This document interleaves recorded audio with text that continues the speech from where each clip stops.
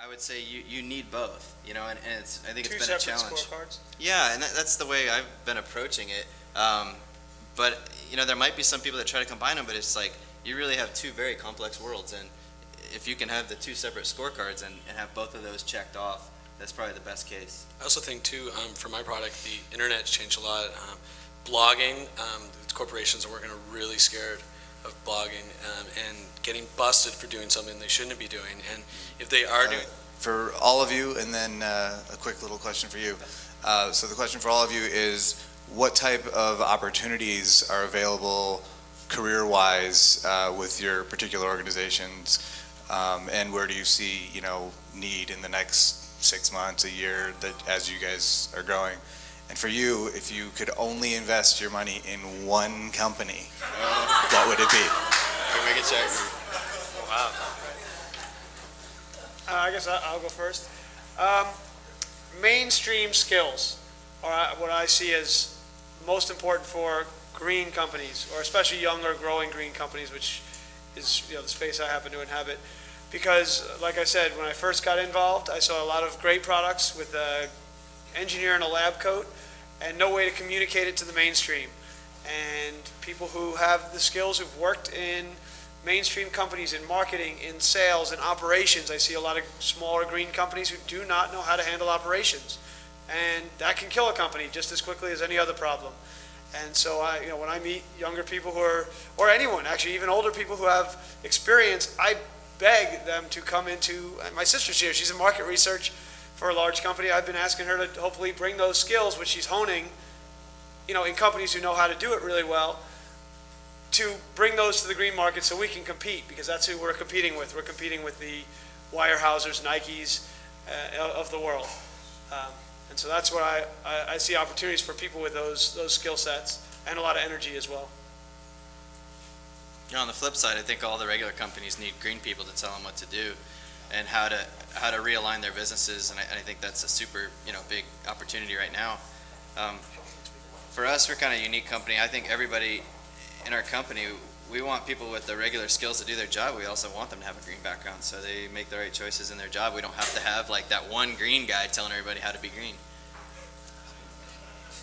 I guess the opportunity for me is I kind of brought this, I was a first to market with this green product, and a really truly green product. And what he was saying earlier was that you go through these years where you're not making any money on the product, and you're only getting a few clients here and there, and eventually you build it to a point where it's perhaps going to be accepted into a mass market. And so the opportunities that now are there for me were developed after 2 years of not making money on that one product. So now they're coming to fruition.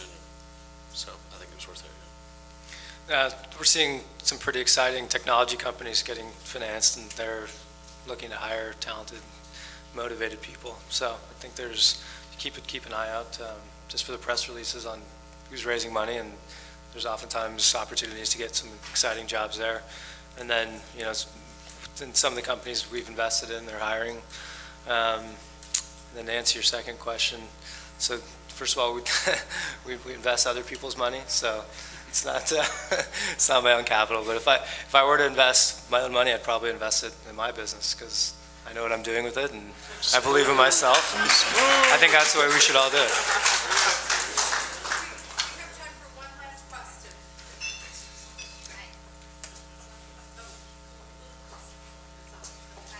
Hello. Oh, there we go. All right, so my question is, I'm interested in creating some clothing or t-shirts using recycled plastics into the fibers and fabrics. And I'm just wondering, is there anything I should know about that is bad in terms of how it's manufactured or processed? I'm kind of just looking at it, and that's my question. Recycling plastic into garments. A regular polyester fiber for apparel is made from plastic. So you're talking about the same type of stuff, and if it's safe to put in a bottle to drink, it's probably safe to wear it. The processing is different ways to process it, but the easiest way is to melt it and just re-extrude it. Probably have to clean it a little bit, and there's no, you're going to have to put energy into it. You're going to have to put some resources into it. So people would say, okay, if you just threw that in the landfill, you wouldn't spend so much energy on it, right? But the truth is that if you're going to make that shirt anyway, and you're going to use a lot of energy and resources to make it from a virgin material, you can cut those way down, maybe by 70%, if you make it from a recycled product. So it's really good.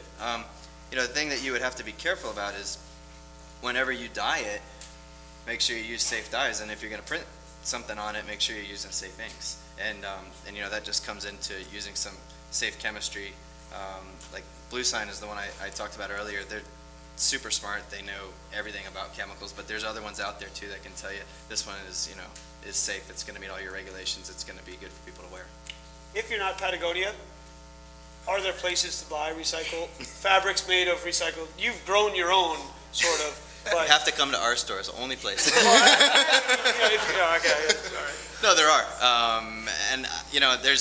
We work directly with a lot of the fabric vendors globally, and it's like, especially recycled polyester is becoming very, very common. The big markets are coming out of the U.S., coming out of Taiwan, and coming out of Japan. Let's give a big round of applause to our panelists and our moderator. This is wonderful. Really quickly, I'm sure the panelists will stick around. I just want to make a brief announcement. Our next big event is in May, and it's on green jobs. So stay tuned. We have your contact info.